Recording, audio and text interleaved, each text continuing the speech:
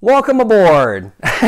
So if you guys don't remember, that's actually from the old Star Tours from Captain Rex.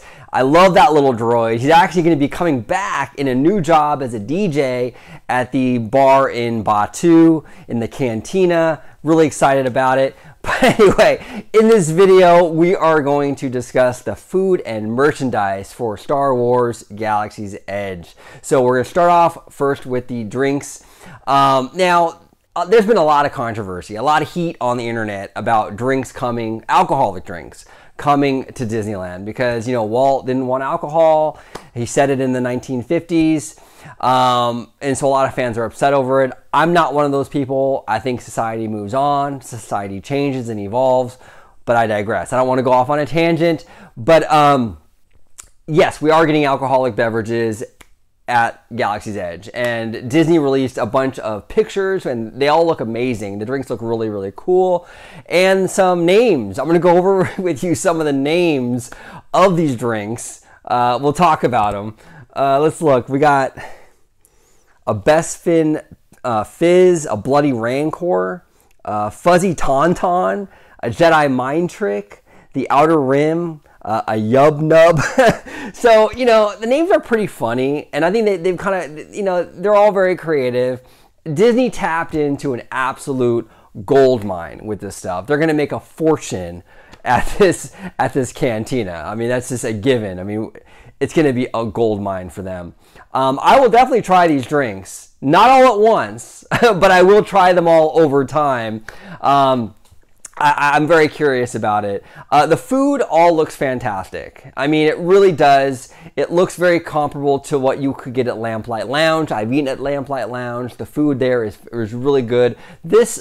From the pictures at least, remind me a lot of that. So it's a win in my book. I definitely happy with the menu. Now, in terms of like the merchandise, this is, in my opinion, a little more hit and miss. I think there's going to be aspects of this stuff that's going to hit hard and become a massive hit, and some of it that is going to fall and fail miserably. So what do I think is going to be a massive hit? Well, first of all, that little Droid Factory where you can build your own droid is going to be huge, okay? This thing is going to be so popular. There's going to be a line around the block, down the park, you know, all the way down Harbor Boulevard to make your own droid. I want to do this. I can't wait to do this. I love the droids in Star Wars. They're like one of my favorite aspects of the Star Wars universe. So this is really exciting to me. It sounds like a lot of fun. You can build like a little Captain Rex and an R2 unit. This looks like a lot of fun. So this is going to be a huge hit with guests. Okay, massive, massive hit. Another massive hit is going to be the Lightsaber Shop. Okay, now this reminds me a lot of the wand shop at the Wizarding World of Harry Potter. I think it's going to be kind of a similar thing. You can choose what hilt you want. You can choose your blade, what color it's going to be. This is, again, like the Droid Shop, going to be a massive hit with guests. Okay, the line is going to be down Main Street to get into this Lightsaber Shop. These two stores are going to be massive, massive hits. The stuff that I think is going to fall flat is more like the merch that's kind of a little more niche markety. You know, like I saw in there you can buy like a Sith Holocron.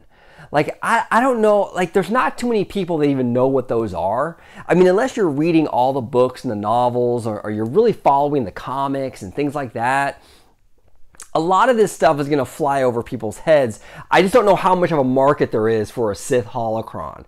Maybe I'm wrong. Maybe there's a huge Sith Holocron market out there and they're going to sell like crazy. Maybe I am. I hope I'm wrong. Hopefully they sell out.